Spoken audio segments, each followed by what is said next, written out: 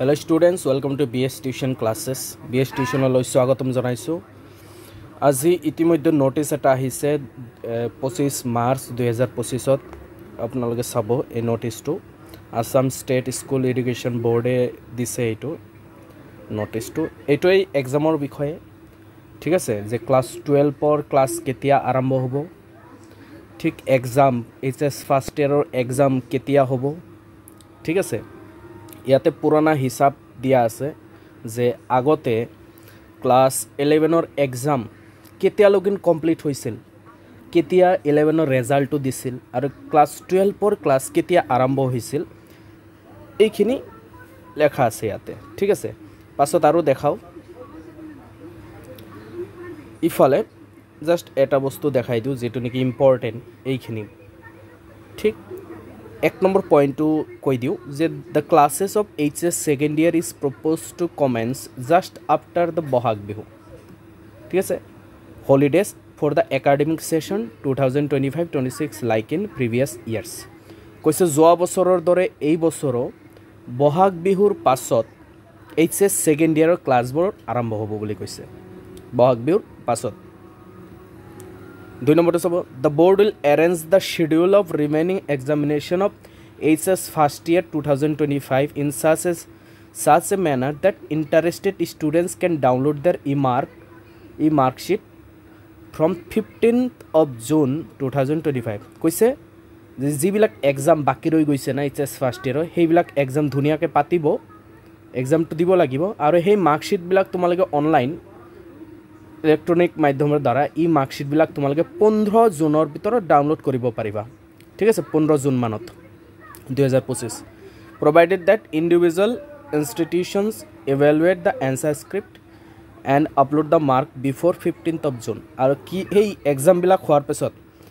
ঠিক আছে তোমালোকে ক্লাছটো আৰম্ভ হৈয়ে যাব কিন্তু এক্সামও হ'ব ফাৰ্স্ট ইয়াৰৰ আৰু এনসাৰ স্ক্ৰিপ্টৰ নাম্বাৰ বিলাক ঠিক আছে 15 জুনৰ আগতে আপলোড কৰিব দিছে ইনষ্টিটিউট বিলাকক ঠিক আছে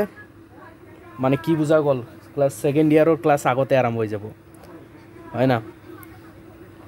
third number the remaining examination of HS first year 2025 will be preferably conducted after commencement of HS second year classes সেইছে না ক্লাস আৰম্ভ হৈ যাব ক্লাস সেকেন্ড ইয়াৰৰ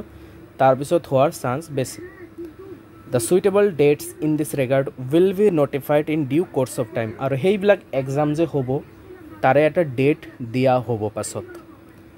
তাৰে এটা ডেট ধুনিয়াকে দিয়া হৈ যাব এইটো চাব এইটো আজিৰ ডেট লেখা আছে না ঠিক আছে সাইন আছে সেক্ৰেটাৰি সাইন আছে ইয়াতে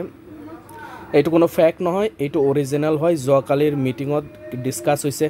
সব ডিসকাস হৈছে ইয়াতে লেখা আছে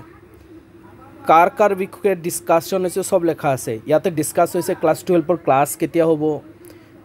এই এক্সাম বিলাক কেতিয়া পাতা হ'ব ডেট কেতিয়া দিয়া হ'ব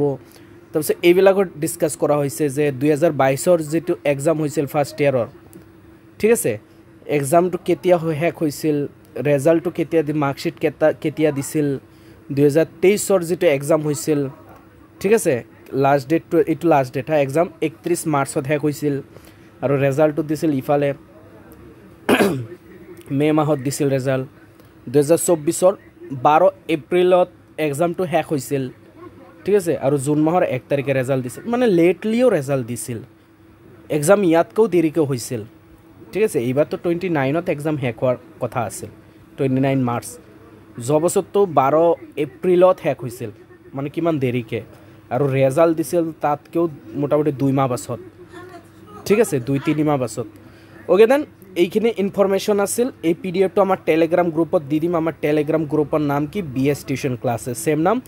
ক্লিক কৰক লিংক আমি ডেসক্ৰিপচনত দি দিম তাতে যেখানে এই পিডিএফটো ডাউনলোড কৰি একবাৰ চাই লব ফ্ৰেণ্ডক পঠাই দিব ঠিক আছে টেনশন নলব ক্লাস 12 পৰ কাৰণে ৰেডি থাকক ঠিক আৰু কমেন্ট কৰি জনাওক যদি বুজি পোৱা নাই নিশ্চয় কমেন্টত মই বুজাবলৈ ট্ৰাই কৰিম তোমালোকক ঠিক আছে অল দ্য বেস্ট আমাৰ চেনেলটো সাবস্ক্ৰাইব কৰি দিবা